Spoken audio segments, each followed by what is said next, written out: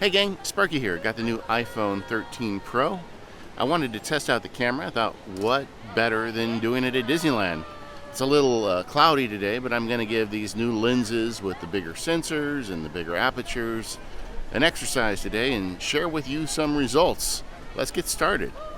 Alright, so I'm doing some stabilization tests. Now I'm on the back side of the castle, just standing here. I'm going to turn around and just start walking through Fantasyland. Now, as you shoot video on the iPhone, it always looks really jumpy, you know, and I'm walking actually pretty fast now, not taking any care to be careful.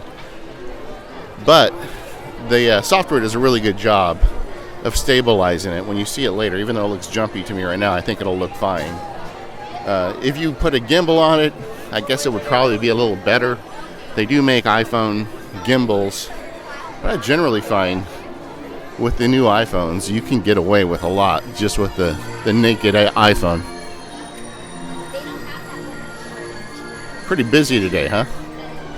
So anyway, stabilization. It's a thing. It's working pretty good, hopefully. Alright, so time to take the new iPhone Pro 13 off planet to Batuu in Galaxy's Edge, see how it works in outer space.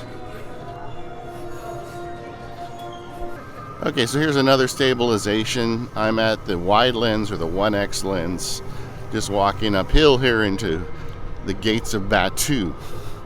This is actually the northernmost gate. They don't have this one in Florida. You got to be careful because it dumps you right into the First Order. And man, those guys don't like me very much.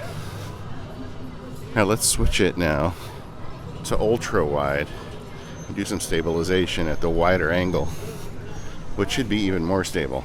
And again, all I'm doing is holding the camera here on a little wooden handle. I'm not doing anything in particular to be careful. In fact, I'm not looking at the camera enough, and I can see it's bouncing around quite a bit. But here's some stabilization in the real world, or at least off planet in the real world.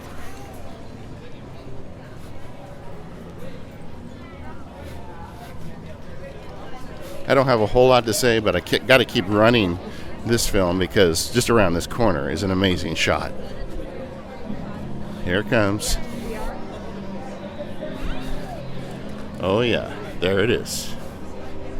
The Millennium Falcon.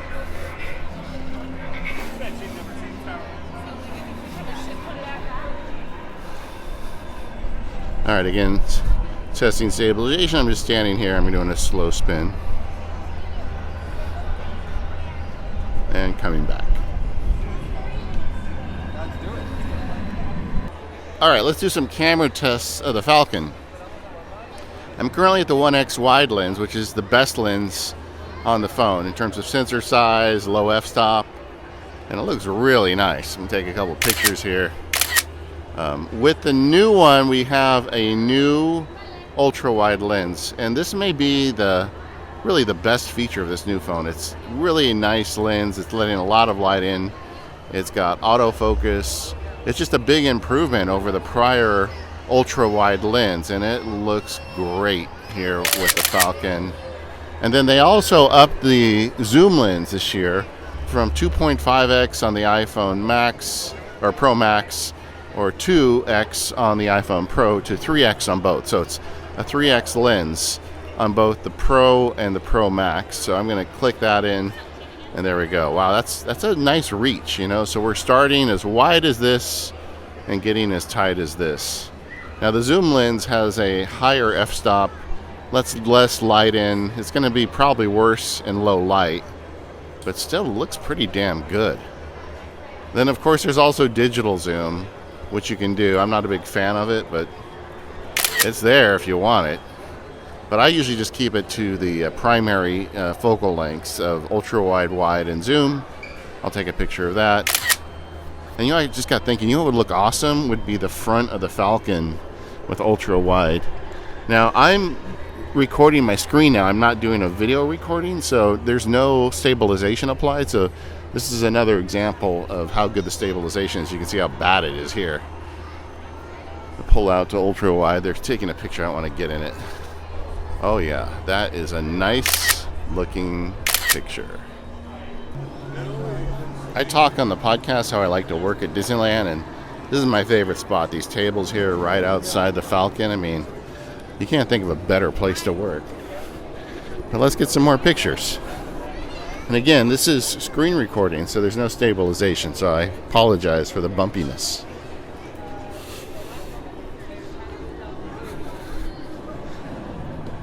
There we go.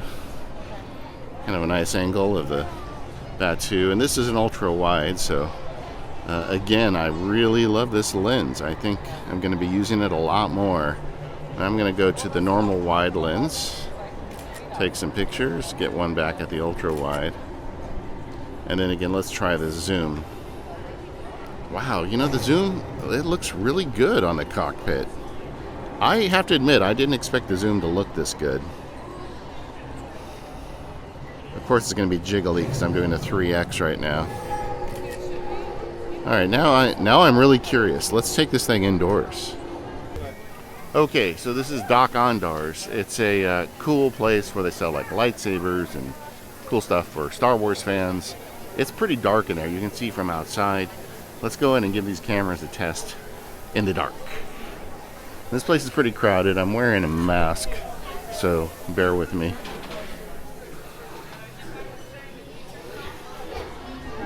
Now this is at the 1x magnification. You know, standard best lens scenario here. And the iPhone looks really great on the inside, which you kind of expect with this low f-stop. And with the updated ultra wide, that should look pretty good too. So let's do that. Yeah, it looks pretty good.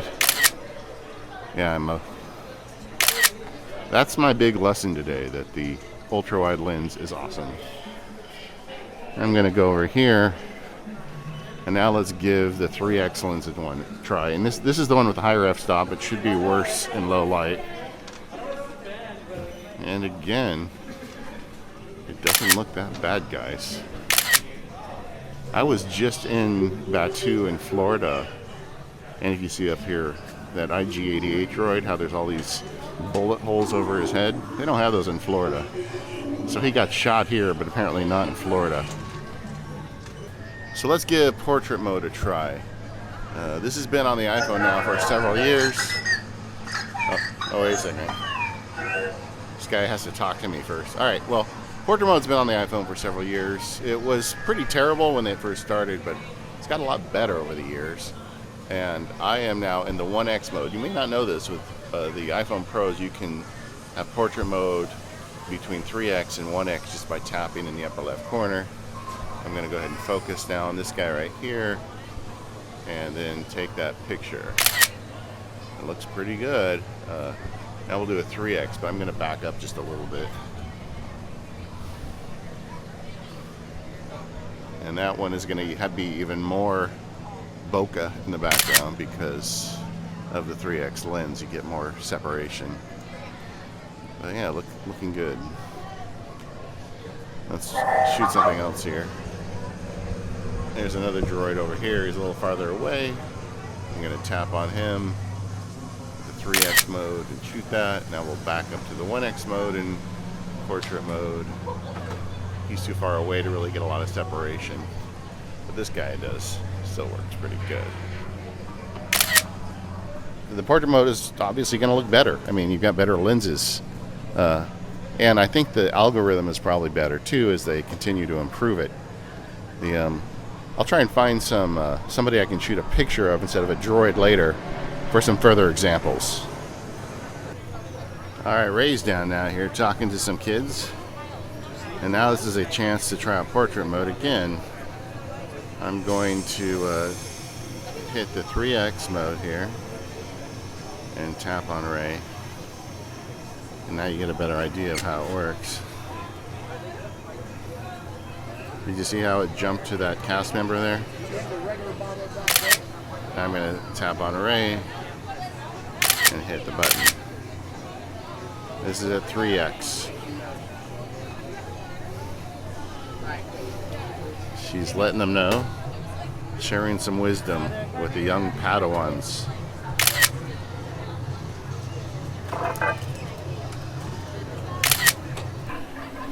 One of the features I've been most curious about with this new camera is cinematic mode. So historically, we've had the ability to shoot video on the iPhone, and like I said earlier, it's very stable. It's a solid video camera, but cinematic mode gives you the idea that you can make the background blurry. To get there, you just swipe up to cinematic mode, then you pick kind of your subject, and it starts tracking on that and making the background a little blurry. And this is an effect that you normally get with very expensive cameras.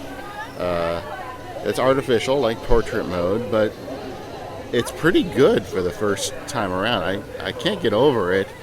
Now this is in the preview mode. I'm showing you my screen. In just a second here, I'm going to switch over to actually shoot cinematic video to give you an idea. But you can see right now I'm in cinematic mode. See how blurry the background is. Now watch what happens when I switch it to video, and see how clean everything gets in the background. So now it's getting everything sharp in the background. I go back to cinematic mode, select this engine here, and it gets the tracking in, move around a bit, and you'll see that blurriness comes back. And the farther in the distance the item is, the blurrier it gets. Again, this is really good for a first effort.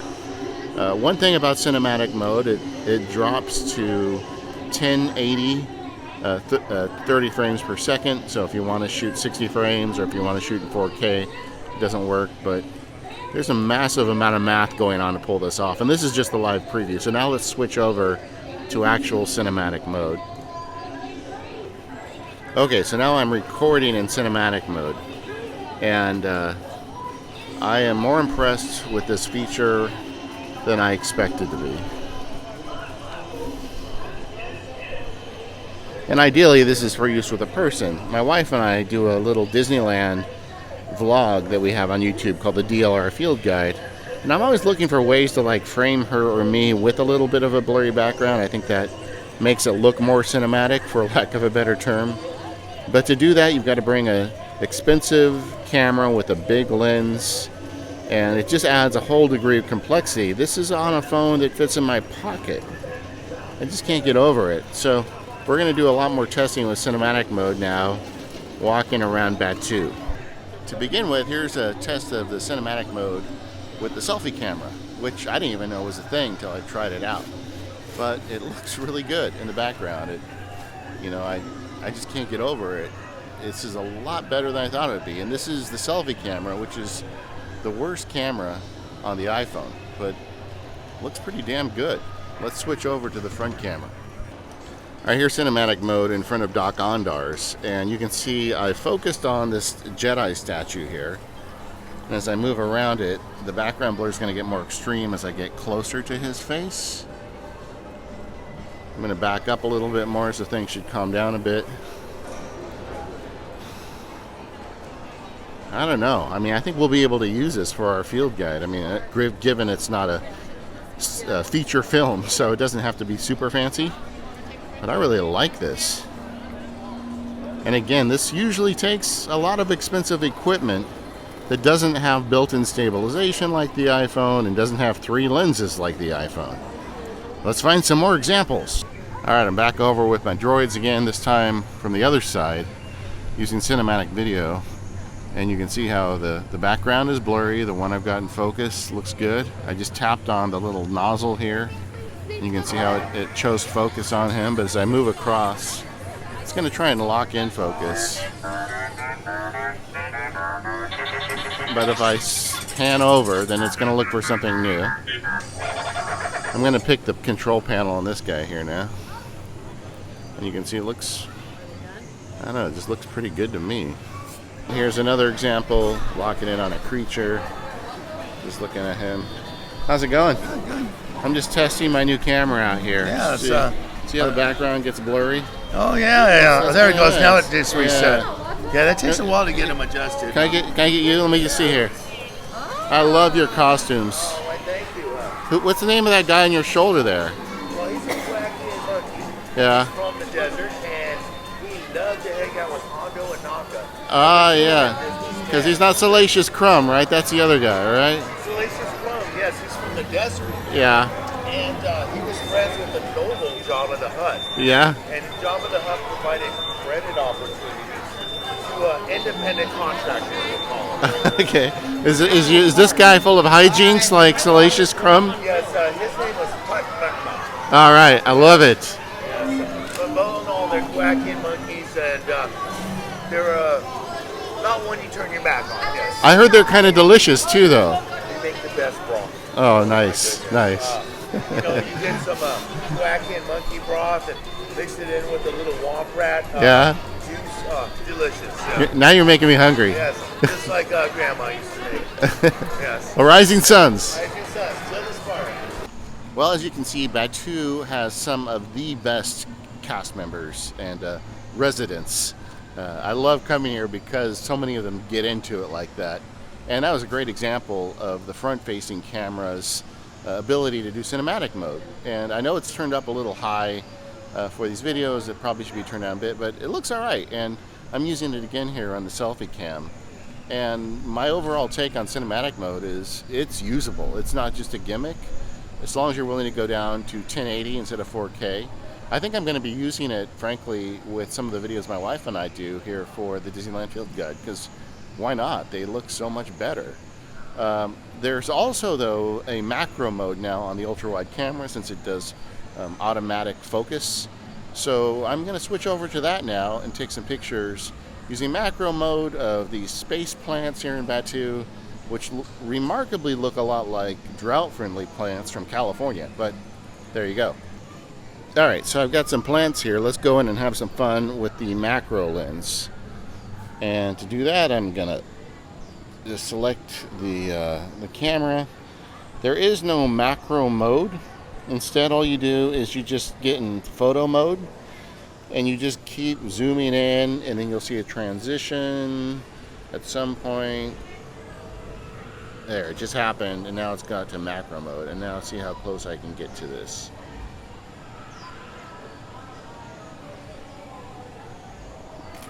Nice. Let's do some more. So it's going to zoom out and then zoom in. I actually like this tree right here. I think I'm going to look into planting one of these. I believe it's a desert tree. I haven't figured out what breed it is yet, but I'm going to go and click on the leaf. There we go. We zoomed in now to macro mode. Oops, I just have to make sure I remember where the lens is. Well, it's really trying, but it's moving. It's not going to work. I can't do that. All right, let's get something on the ground that I don't have to, that doesn't move. How about this one right here? All right, let's go in.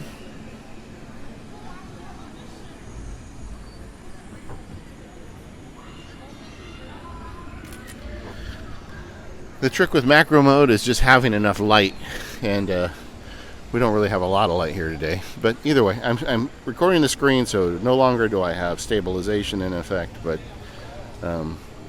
while I'm here, I'm going to take one more wide shot. Whoops. Because I just love this wide lens so much. Now, I was going to look for some slow-mo video in Batu, Galaxy's Edge, but there really wasn't anything appropriate there for it. I know a lot of people for slow-mo footage will have like a really attractive woman doing her hair or a hunky guy taking his shirt off, but not me. For me, it's that sexy, sexy Mark Twain steamship.